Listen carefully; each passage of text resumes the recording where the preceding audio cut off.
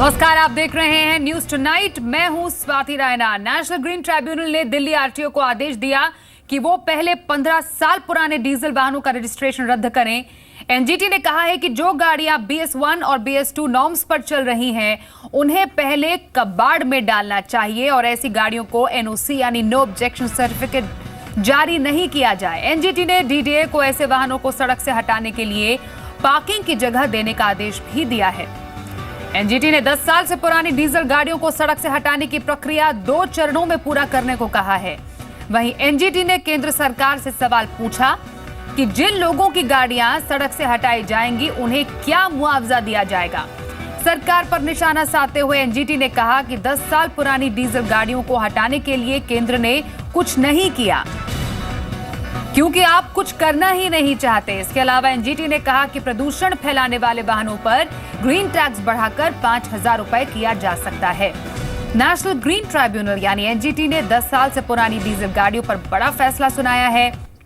NGT ने दिल्ली सरकार को 10 साल से ज्यादा पुरानी डीजल गाड़ियों को डी रजिस्टर करने का आदेश दिया है।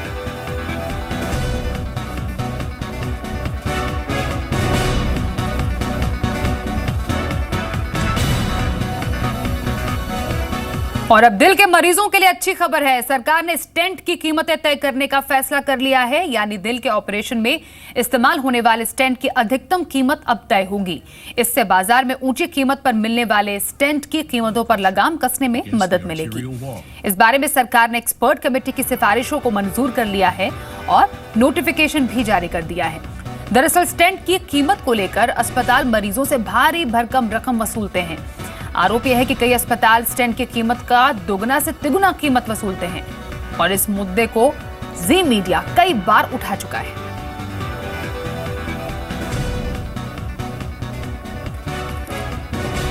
मेरे सहयोगी असीम से बात करते हैं। असीम, दिल के मरीजों के लिए बहुत बड़ी राहत की खबर है। देखिए, जो स्टेंट है उसकी कीमत 25 से 30 हज़ार रुपये के बीच में होती थी, लेकिन उसके ऊपर MRP जो है लाख से 1.25 लाख रुपए के ऊपर लिखा होता था। तो जो उपभोक्ता है उसको ये पता नहीं चलता था कि इसकी एक्चुअल कीमत क्या है, उसको इसका कितना दाम जो है वो चुकाना है। तो इसके लिए सरकार ने एक कमेटी बनाई थी। कमेटी ने अपनी रिकमेंडेशन दी। अब जो सरकार है उसने उस कमेटी की रिकमेंडेशन को जो है मान लिया है और national list of essential medicine में जो है स्टेंट को डाल दिया, यानी कि सरकार अब उसका प्राइस जो है वो कंट्रोल करेगी। इसका प्राइस क्या होगा, इसके लिए नेशनल NPPA जो है वो अलग से डिसाइड करेगी, अलग से एक सर्कुलर जो है वो जारी करेगी। लेकिन सरकार का इसको national list of essential medicine की लिस्ट में डालना ये तय कर देता है कि इसके दाम जो है उसको कंट्रोल जो है वो सरकार करेगी। जो आम उपभोक्ता है या जो आम दिल के मरीज हैं उसको उनका एक बहुत बड़ा फायदा होगा। उनको इलाज जो है वो सस्ते दामों पर जो है मिल पाएगा। जी, बहुत शुक्रिया असीम इस पूरी खबर पर अपडेट के लिए। अब रेल यात्रियों के लिए खबर है। ऑप्शनल इंश्योरेंस स्कीम को हकीकत में बदलने की दिशा में रेलवे अब महज कुछ ही कदम दूर है। स्कीम के लिए 19 इंश्योरेंस कंपनियां IRCTC की बिडिंग प्रक्रिया में शामिल हुई। इनमें से 2 कंपनियां बिडिंग में पैमाने पर खरी नहीं उतर पाई, लिहाजा उन्हें IRCTC ने डिस्क्वालीफाई कर दिया।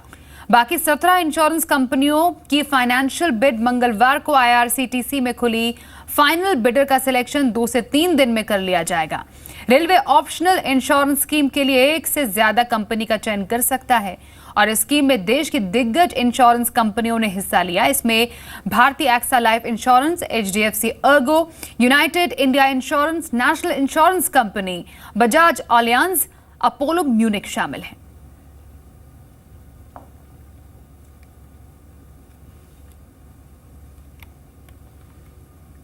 तो आइए अब आपको बताते हैं कि ऑप्शनल इंश्योरेंस स्कीम का मतलब क्या है। यात्री IRCTC पर टिकट बुकिंग के समय इंश्योरेंस का विकल्प चुन सकते हैं। करीब 20 रुपए से 10 लाख रुपए तक का इंश्योरेंस मिल सकता है। रेल सफर के दौरान किसी भी तरह के हादसे को ये इंश्योरेंस कवर करेगा। अगस्त में लागू होनी है ऑप्शनल इंश्योरेंस स्कीम। तो ये है ऑप्शनल इंश्योरेंस स्कीम की कुछ मेन बातें।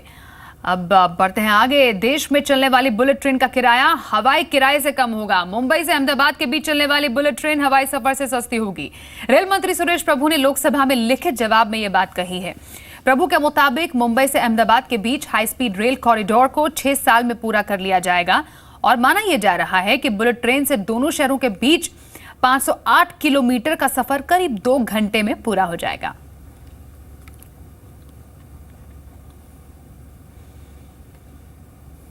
वीआरएल लॉजिस्टिक्स के प्रमोटर्स ने रीजनल एयरलाइंस लॉन्च करने की योजना रद्द कर दी है। स्टॉक एक्सचेंजेस को दी गई जानकारी में कंपनी ने कहा कि मौजूदा हालात में कंपनी के लिए एयरलाइंस में उतरना उसके बिजनेस मॉडल के लिए ठीक नहीं है। इसी साल मई में वीआरएल लॉजिस्टिक्स ने रीजनल एयरलाइंस शुरू करने की घोषणा की थी। कंपनी के प्रमोटर्स ने कहा था कि वो अपनी एयरलाइंस में खुद पैसा लगाएंगे और निवेशकों का इससे कोई लेना देना नहीं होगा।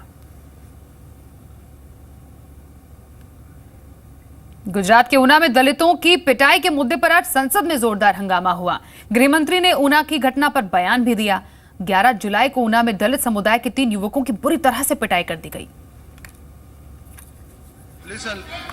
राज्यसभा में कांग्रेस, बीएसपी, टीएमसी और जेडीयू ने ऊना की घटना उठाते हुए सरकार को घेरा। ऊना के मुद्दे पर हंगामे की वजह से कई बार राज्यसभा की कार्रवाई स्थगित हुई। लोकसभा में गृह मंत्री राजनाथ सिंह ने ऊना की घटना की निंदा करते हुए कार्रवाई का भरोसा दिया। सुने, गुजरात में 11 जुलाई को जो भी घटना घटित हुई है, सबसे पहले तो उसे बहुत ही दुर्भाग्यपूर्ण घटना मानता हूं और उसकी कठोर शब्दों में मैं निंदा करता हूं। इस घटना की जानकारी प्राप्त होने पर उन्होंने उसकी चर्चा की और उस पर बहुत ही इसको जहां कंडन किया उन्होंने प्रधानमंत्री जी ने। मैंने देखा यही मामला गुजरात वाला जो उत्पीड़न का है, यदि बीएसपी इसको लेकर पार्लियामेंट का सत्र शुरू होने से पहले हम लोग प्रेस नोट जारी नहीं करते या इसको मैं पार्लियामेंट में नहीं उठाती तो बीजेपी और कांग्रेस पार्टी एंड कंपनी के लोग सब अंदर अंदर आपस में मिल गए थे, इस मामले को दबा दिया था। जैसे उत्तर प्रदेश के आगरा में एक दलित वर्ग के व्यक्ति को चौराहे पर दौड़ा दौड़ा करके मारा गया था, उसकी हत्या कर दी गई थी। उस समय ये राजनीतिक करने वाले लोग क्यों नहीं गए थे?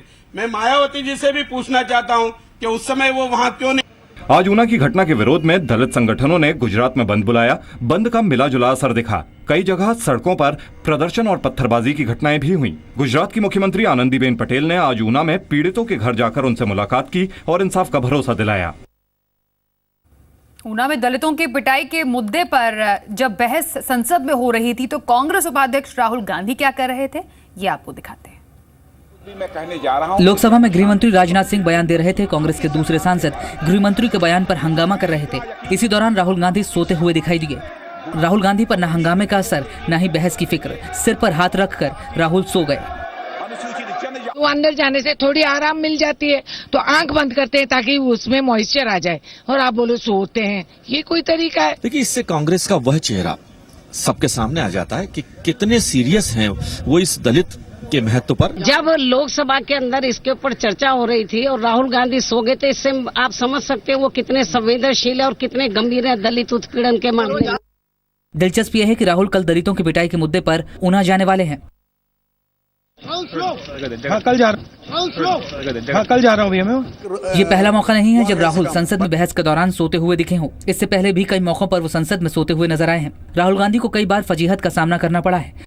16 जुलाई को दिल्ली में विजेंदर सिंह के बॉक्सिंग मैच के दौरान जब राहुल पहुंचे तो लोगों ने मोदी मोदी के नारे लगाए। 25 नवंबर 2015 को बेंगलुरु में राहुल ने छात्रों के सामने केंद्र की योजनाओं की आलोचना की तो छात्रों ने राहुल की हुटिंग की। 13 अगस्त 2015 को मानसून सत्र के दौरान राहुल के हाथ में भाषण के पॉइंटर्स वाली पर्ची कैमरे में रिकॉर्ड हो गई। 1 मई 2015 को राहुल ने नेपाल भूकंप पीड़ितों के लिए मोबाइल से देखकर संदेश लिखा, जिसका काफी मजाक बना।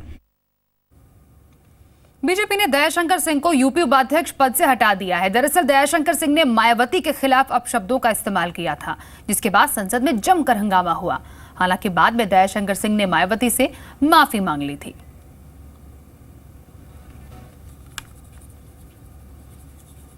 तो आइए अब आपको सुनाते हैं आखिरकार दयाशंकर सिंह ने कहा क्या था। क्योंकि मायावती का वजूद अब समाप्त हो रहा है। जो काशीराम जी ने जो उन्होंने BS4 बनाया था, जो सपना उन्होंने देखा था काशीराम जी, उस सपने को मायावती जी चूर चूर कर रही हैं। आज मायावती जी आज टिकटों को इस तरह से बिक्री कर रही हैं। यदि कोई कंटेक्ट करती है तो जब तक पूरा नहीं करती है तो उसको नहीं तोड़ती है। लेकिन प्रदेश की हमारी इतनी बड़ी नेता, 3 बार की मुख्यमंत्री मायावती जी किसी को 1 करोड़ रुपया में टिकट देती है। मायावती जी तो बड़ी नेता, में एक छोटे से भी ऐसे किसी महिला के बारे में कोई ऐसी टिप्पणी नहीं कर सकता। मेरे बात से यदि ऐसा हुआ है तो मैं उसके लिए क्षमा चाहता हूं। इससे पहले संसद में मायावती और उनकी पार्टी ने जमकर हंगामा किया। आइए आपको सुनाते हैं मायावती ने क्या कहा और उसके बाद अरुण जेटली को बचाव में कैसे आना पड़ा। उनको ये सब अच्छा नहीं लग रहा। इसलिए आज उनके जो पार्टी के जो उपाध्यक्ष हैं, जिस तरीके का भाषा का, क्योंकि मुझे कोई भी नहीं दिखा रहा था, बहुत अपशब्द भाषा का इस्तेमाल किया, क्योंकि सब मुझे अपनी बहन समझते हैं। लेकिन मैंने किसी के भी ना कैरेक्टर के ऊपर, ना मैंने कोई व्यक्तिगत तौर के ऊपर मैंने कभी किसी के ऊपर हमला नहीं बोला। कभी किसी नेता को मैंने अपशब्द भाषा का इस्तेमाल नहीं किया है। पूरा हाउस इस बात से अवगत है। महिला और एक प्रमुख महिला नेत्री के संबंध में इस प्रकार की शब्दावली का प्रयोग करे, इस बात का मुझे निजी तौर पे भी खेद है। मतलब आगे कश्मीर में वानी की मौत के बाद सुलगा विवाद आज भी संसद में सुनाई दिया। इस मुद्दे पर सरकार और विपक्ष में जमकर नोकझोंक हुई। संसद में आज कश्मीर मुद्दे पर बहस हुई। बीजेपी सांसद अनुराग ठाकुर ने सवाल उठाया कि पत्थरबाज सुरक्षा बलों पर हमला करेंगे तो क्या वे अपनी सुरक्षा नहीं करेंगे? आपके सुरक्षा बलों पर कोई लगातार पथराव करे, आपकी गाड़ियों से आपको उतार कर फेंका जाए, पेट्रोल बम आपके ऊपर फेंके जाएं, आपके ऊपर लगातार हमले किए जाएं, तो आपके सुरक्षा बल क्या करेंगे? समाजवादी पार्टी के अध्यक्ष मुलायम सिंह यादव ने कहा कि वो कश्मीर के मुद्दे पर केंद्र सरकार के साथ हैं। जब तक आतंकवादियों और अलगाववादियों को किनारे नहीं लगाया जाता है, उनकी आधार भूमि खत्म नहीं होती, तब तक शांति नहीं हो सकती। इस काम में पूरा देश एक है, आपके साथ पूरा देश एक है, गृह मंत्री जी। लेकिन कांग्रेस ने कश्मीर में बिगड़े हालात के लिए केंद्र सरकार को जिम्मेदार ठहराया। जो खास करके कश्मीर राज्य में हालत बिगड़ती हुई हम देख रहे हैं, वह केवल निराशाजनक नहीं लेकिन आश्चर्यजनक हो चुकी है।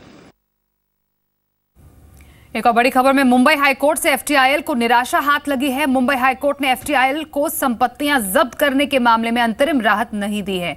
कोर्ट ने पुलिस की कार्रवाई पर स्टे लगाने से इनकार कर दिया है। हाईकोर्ट ने इस मामले में सुनवाई को 25 जुलाई की तारीख तय की है। एफटीआईएल ने ईओडब्ल्यू के संपत्तियां जब्त करने के नोटिस के खिलाफ हाईकोर्ट में अर्जी दी थी।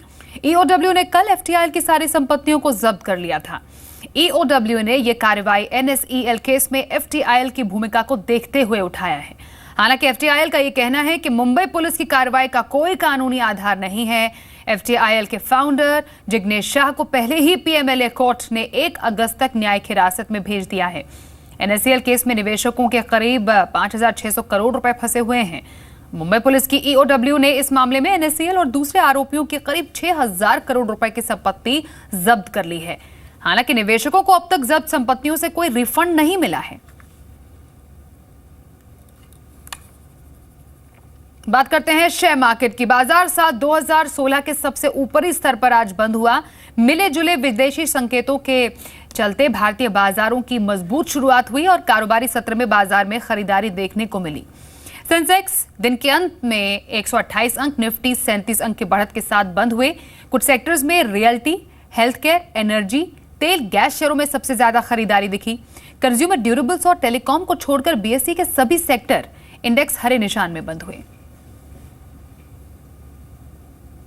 इट इज़ वेरी डिफिकल्ट, लेकिन अगर बैंकिंग में रिफॉर्म्स हो जाए, थोड़ा बहुत कंसोलिडेशन हो जाए, थोड़ा बहुत वातावरण थोड़ा लिबरलाइज कर दे और takeovers, mergers, acquisitions within banking space हो जाए, तो ये banking space, specially the PSU space, can offer a very good opportunity for long term investors. आपका व्यू इसमें शायद 1 से 2 साल हो, 2.5 साल हो, तो शायद आप रीजनेबली अभी भी आप सोच सकते हैं कि लार्सन टूब्रो जैसे स्टॉक है उसमें आप एंटर कर सकते हैं, या फिर सिप्ला को देख सकते हैं, या लुपिन को देख सकते हैं, या सन फार्मा को देख सकते हैं। They are all very expensive, but अगर हम थोड़ा हमारा इन्वेस्टमेंट टाइम फ्रेम लंबा करें तो शायद अपॉर्चुनिटी इन सब में मिल सकती है।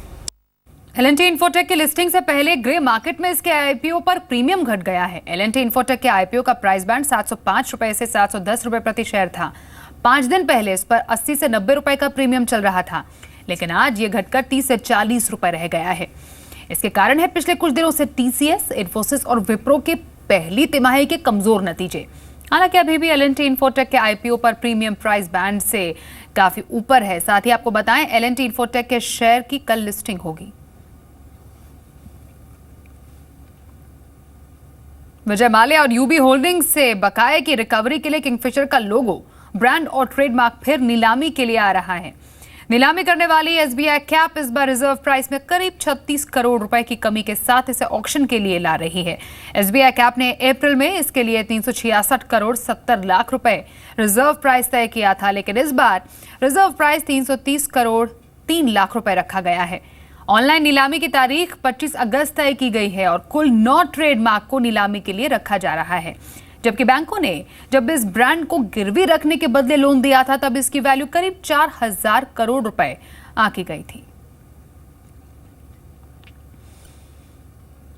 दिल्ली हाईकोर्ट ने सिविल एविएशन मंत्रालय को हवाई किराए पर कैप लगाने की याचिका पर ध्यान देने के लिए कहा है। इसके अलावा इन याचिका पर 8 हफ्ते के अंदर ऑर्डर भी जारी करने के लिए कहा है। हवाई किराए पर कैप लगाने के लिए दिल्ली हाईकोर्ट में एडवोकेट अमित साहनी ने जनहित याचिका दायर की। इस याचिका में हवाई किरायों पर कैप लगाने के लिए अथॉरिटीज को गाइडलाइंस बनाने का निर्देश देने के लिए कहा गया है। कोर्ट ने इस मामले में मंत्रालय को कानून के मुताबिक ऑर्डर पास करने का निर्देश भी दिया है। जनहित याचिका में जाट आरक्षण आंदोलन के दौरान हवाई किरायों में हुई जबरदस्त बढ़ोतरी का हवाला भी दिया गया।